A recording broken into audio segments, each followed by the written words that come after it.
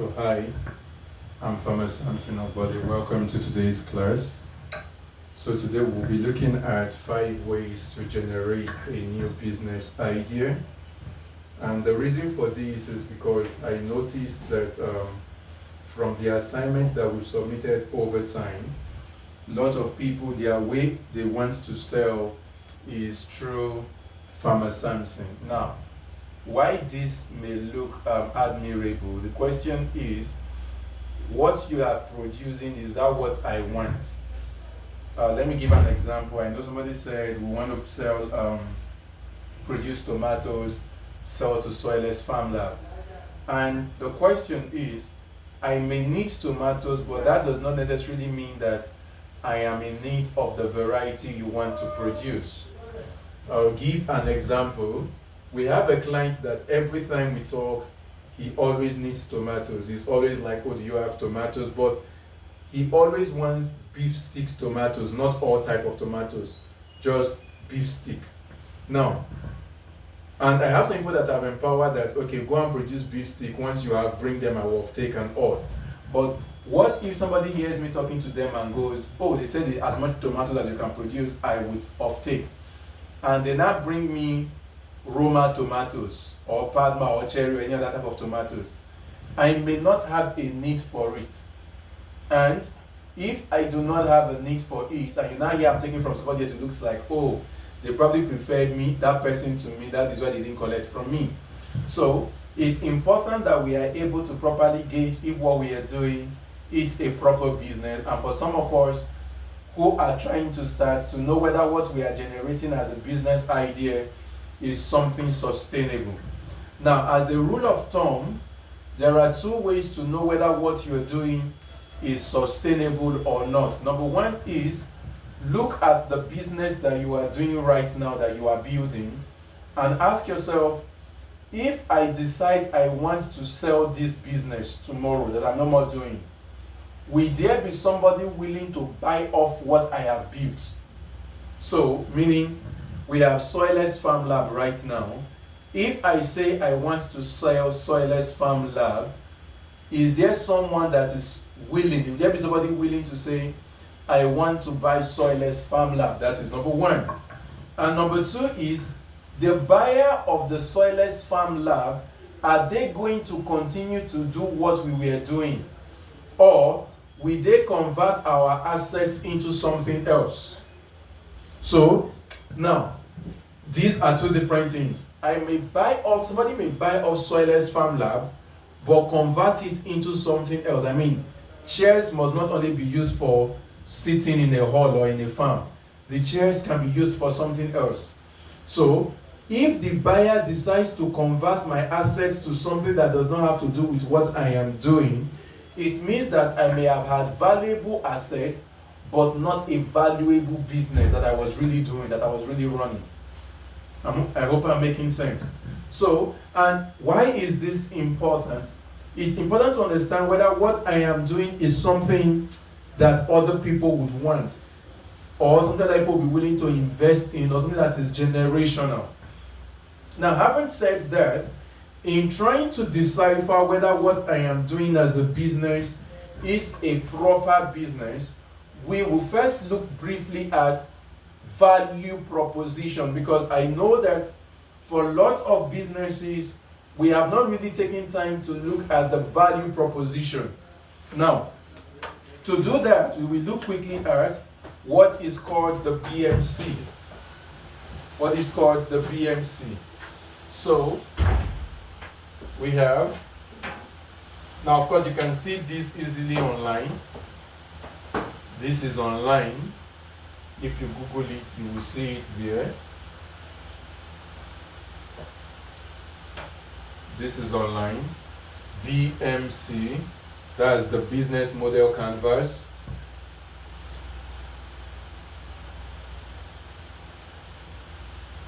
Business model canvas. So here we have key partners. Here we have key resources. Here we have key activities. And here we have key resources. On this side, I think customer segments, relationship, and customer channel. So relationship is what you build between you and your customer. Your customer channels is how you intend to sell. Here you have your costs, and here you have your revenue. So here you have your cost structure, here you have your revenue model, how you intend to generate money. And on this middle part, you have value proposition. Now, for today, I want to look at value proposition because, yes, every company, your success is determined or dependent on how much money you are able to generate as revenue. But we must always remember that how much revenue you generate is directly linked to the value that you are able to provide. Because you need to remember that people value their money, people value their resource. And if I am going to give you my money, then you must be able to give me something of value that I cherish more than the money. So if I am giving you something that is of lesser value, I will not be willing to exchange my money for it. That is why you have people that tend to price what you are trying to sell to them. Because when they look at the money they have to drop for the value they are going to get, they have to weigh it in their mind. So if, for example, right now you say, oh, I don't have money, I'm broke, and somebody comes to you and tells you there is a mansion in Abuja, legit, maybe a 5 or a mansion, there is a 3 or 4 bedroom duplex in Abuja, legit, like this is not stolen, and they are like, come and pay ₦1 million and the house is yours and it's in Asokoro. Now you will agree with me that a lot of us on this platform will immediately go and find the money to buy that house. So it is not a question of I do not have the money, it's a question of the value that you are proposing to give to me is more than the cost you are associating with it. I hope I'm making any sense. So interpretation, when people are telling you, oh, I cannot afford this thing, most of the time what they are saying indirectly is the value that you are going to provide is not worth that money. Because if the value is good enough, they will look for the money. Now, having said that, how then do we generate business ideas, agribusiness ideas? Let me also state that you can use this for any other kind of business, but for the sake of this class, I would focus more around agribusiness ideas. So, the number one is solve everyday's problem. Solve everyday's problem. Look around where you are. What are people struggling with? Look at the market you intend to sell to. What are they struggling with? We are still going to take a time and look at customer profiling. But what are they struggling with? What do they need every day? What do they have to use daily? Solve that problem. You are in business. I hope that makes sense. Now, it may not be something they need to buy from you daily, but if it is something that they need to use every day, you are still in business. E.g., how do I mean? If I sell salt, for most houses, salt is an everyday use. Salt may not be an everyday buy. So it means that as long as people exist in that my area or that my market, I may always have a market to sell salt to. I hope I'm making sense. So you can start a business around looking at everyday's pain, everyday's problem, a recurrent issue that people will always need to solve. Number two way of generating a business idea is riding the wave of interest. Riding the wave of interest, riding the wave of the moment, meaning what is popular right now, leverage on it. I'll give an example. During the coronavirus era, one of the first things that became popular was everybody was like, oh, they say take ginger and garlic, add ginger and garlic to your food. And before we knew what was happening, every woman that had something like a kiosk where they could sell something automatically introduced ginger and garlic. Why? Because they understood the wave of the moment. They understood the present interest. This is what is generating what's the word, momentum right now. So they quickly leveraged on it. Same thing happened with the face shield. That plastic fail sheet that came out. They quickly leveraged on it. Now, this is the point. If you are going to leverage on the wave of the moment, as a businessman, you should be able to foretell when that wave will subside, so that you are able to exit before the business, that sector collapses. So that you are not there from when it started and you made so much money, then you are there when that sector collapses and you lose all the money. I hope that makes sense. So, number 2 is you can ride the wave of interest.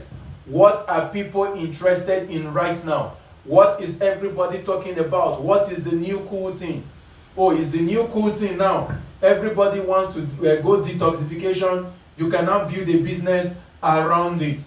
Or is everybody looking at how to eat healthy? You can build a snack business around eating healthy, and you would still make your money. Number 3 is your ability to stretch to entertain to the extreme. To stretch or to entertain to the extreme. Now, this, I'll give an example. Why do people go to places like the Chinese restaurant, the Sheratons, and all of that? Most of the time, people go there to eat because the experience you get is something pushed to the extreme. The value you are getting is something pushed to the extreme. Now, it's important I describe what that value is so that we do not mix it up. If I go to a salon and I want to cut my hair, and they give me their price and they actually cut my hair the way I want it, all the curves, the shapes, and all of that comes out very well, and I am leaving and people are like, wow, this your hair is awesome, who cut it? I'm like, oh, that baba guy cut it. It would be wrong for that baba to assume that because they cut my hair very well, they have given me value. No, because you need to understand that what I only got is the exchange of what I paid for. Now, I paid for my hair to be cut. The alternative the barber could have done is to cut it wrong.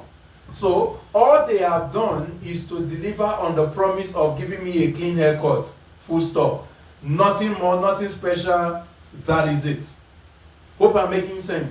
But, now, this is what it means. All it would take for them to lose me as a customer is for me to get somebody that can cut it better. That's all. But imagine that after cutting my hair, or even before cutting my hair, they gave me coffee or tea or drink, like, since you are relaxing, as you are waiting for your turn, just take this tea. I drank it. Or after cutting the hair, they told me, okay, relax, we are going to help you wash your hair, shampoo it, clean it up, perfume it, and all of that, and even maybe give you 1 or 2 hair products to maintain the hair and all.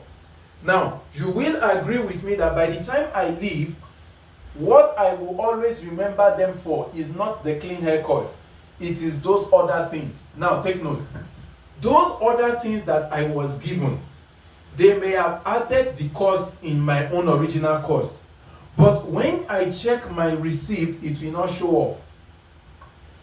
So, your real value is the extra thing the customer gets beyond the promise for the transaction. Your real value is the extra they get beyond the promise for that transaction, because that is what they will remember you for. Much more than that, that is what they will use to advertise you. Now, you delivering on the promise of why they came for a transaction is the fundamental. So it's not like you want to start having like super creative values, but the fundamental reason why they are transacting with you is not done properly. No. You are doing that already properly, but you are not giving them the extra, which is what they would always remember, that stands out in their mind. So I was saying, you can build a business around stretching to the extreme. Take for instance, on the farm right now, we are trying to put in accommodations, we are putting in a kayaking ride, a boat ride, and all of that. Now, we are probably going to work on the project to an extent that when our big time customers come, we can tell them, go and lodge in our place for free, rather than going to stay in a hotel and wait till the following morning to travel back with your produce. We can now say, okay, just relax in the accommodations on the farm for free, and by tomorrow morning, you move. That is an extra value. But it is something to the extreme. And while they are waiting, so you can take a boat ride, take a this ride. So you may not want, even if something happens and you are thinking, let me go and buy from these people that are cheaper or something, but you remember, when I go there, I eat this kind of free food. I get this kind of free thing. So there is an extreme. So you can build a business around the extreme. Number 4 is you can build a business around a core product. Around a core product. An example, when we started off, the first product we started growing was tomatoes. Now, after a while, it was easy to throw pepper into the mix. Because when people now come, they will always ask, is there no pepper? You only have tomatoes, no pepper. Then over time, we started bringing in the vegetables and all. So, you can have a business built around a core product. That core product may be your own. That core product may belong to somebody else. But you can look at a core product that you know people already need and look at an accessory product that can go with it and build your business around that accessory product. Let's say, for example, you live around a place where there are bakeries, where people always will have to come and buy fresh, clean bread from the bakery and all. You can start looking at, what if I have something that can go with the bread? Now, the bakery is not yours, but it is a core product that might have other accessory products that can go with it when people come to buy. I hope I'm making sense. So, you can build a business around a core product. The core product may be yours. The core product may be another person's product or another person's business.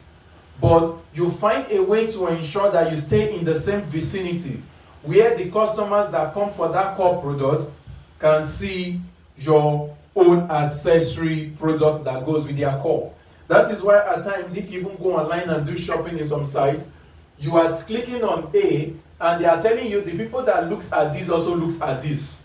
So the people that looked at this core product also looked at this other kind of product. So they are using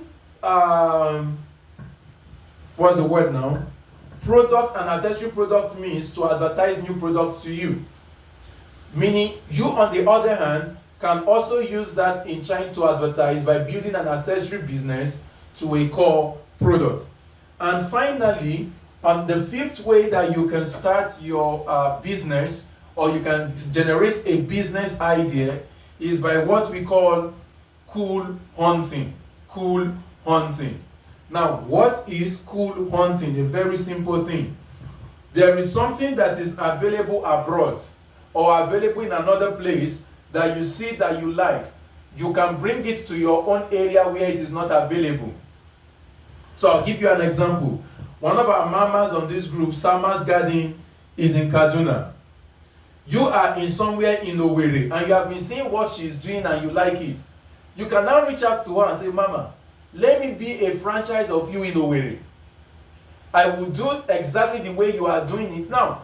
Because you are an offshoot of her, when you are starting, you would have the privilege of using her media, using her pictures. She will bring customers to you around your area. You are doing the work. You are getting bulk of the money, but she gets a share of it. So, cool hunting. An example, I did not start soilless farming. Soilless farming started in the 70s, in the 60s, abroad. But I brought it into Nigeria. That is cool hunting. I hope I'm making sense.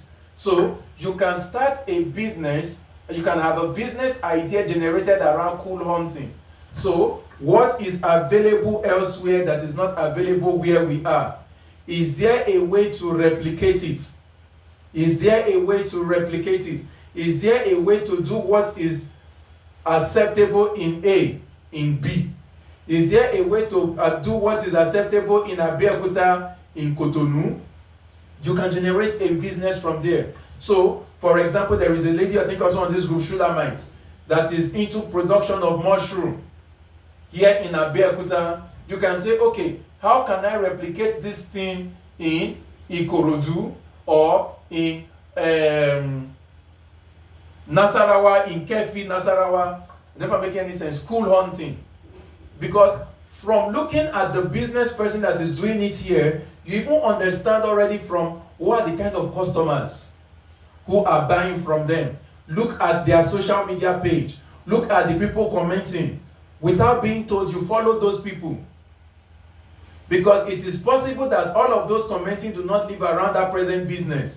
And you might just be lucky to live closer to those people in the area you are going to start up. So you can do cool hunting. So we've looked at 5 ways to generate business idea. Number 1, solve everyday's problem. Number 2, find the wave of the moment and leverage on it. Number 3, stretch or entertain to the extreme. Stretch or entertain to the extreme. So it might even be in the area of logistics. So you are into production of tomatoes, pepper, onions, and all of that. Others are selling their tomatoes at 700, 800, and you say, no, I will sell mine at 1,000 naira. However, we deliver to you for free. So what you have done is, while others need to still negotiate how it gets to them, you are offering the delivery for free. You are pushing to the extreme. I remember when we were one of the first that started packaging tomatoes inside fine cases in the country. That was something extreme. Rather than have tomatoes you go and buy and then you put it inside nylon, we put them inside 5 packs. That was something extreme. So there was somebody that gave me potato chips, I think this week. And when they gave me the potato chips, they had some potato chips. The guy gave me different types. And one of the potato chips had a suya flavor inside, like you were eating suya. That's something to the extreme. They acquired taste. I remember in one of our work and learn, there was somebody, Tampa's Grill, that made barbecued pineapple for us. I remember when he started, all of us were like, how will this thing come out? He spiced the pineapple, barbecued it, and everybody started rushing it. Everybody wanted to have a bite of extra, like, let's do more, let's do more, let's do more. So you can build a business out of the extreme. Out of the extreme. The extreme, what is extreme in Lagos may not be extreme in Abuja. So extreme might be location specific. So I may decide to go to the UK and go and start doing pounded yam. It's something that will be new in that area, but might not be new here. Number 4 is build on a core product. So you have seen a core product that people really like, and you can think of an accessory product that we sell. I'll give you an example. I was discussing with another gentleman, I think from Agrobasket, if I'm not wrong, and we were discussing around produce, and I remember he made a statement around pear, this small pear, not the avocado pear, and maize. And he said he has realized that those small pears cannot sell without maize. But once maize is in season, those pears become something that people are also looking for. So that pear is an accessory to maize. So maize becomes the core product. So you can start off a business around understanding the core product and having an accessory product. And finally, cool hunting. What is available there that is not available here? I remember a while back, that was 2016 or so, I had some studies with Chinese guys, and while in the course of studies I saw corn roaster, and I was like fascinated, like, wow, there is a corn roaster. Meanwhile here we have to struggle to get people to blow smoke and all of that to make corn. Then I told one of my business guys then that we can develop a corn roaster. Luckily, that was the era of corn season, maize season. I was not too business savvy, so they got the engineer. I described how we build it, and we built a perfect corn roaster that could, I think, roast almost 30 corns at a go. And we pushed it into the market. And the first feedback we got, I remember, was this thing does not have that charcoal taste. So we had to go and create a charcoal panel just to throw in some charcoal, because we were working with gas and heat filament. So we have to put in the whole charcoal thingy at the bottom so that the heat can also add the charcoal taste to the corn. Now what we forgot was this was something that was a rave of the moment. Number 2. The number 2 point I talked about. Because immediately the corn season ended, the few people that bought it had no major need for it. It could not perform as well as it did for maize, for things like yam and for plantain bolly. So that business crashed faster than it started. So we must be able to look at our business holistically and without emotions to say, what is the lifeline of this thing? So for the mini assignment, look at what you are doing right now and ask, is this really a business? Or am I just hustling till I get my business? It's that simple. So till our next class, have an awesome time.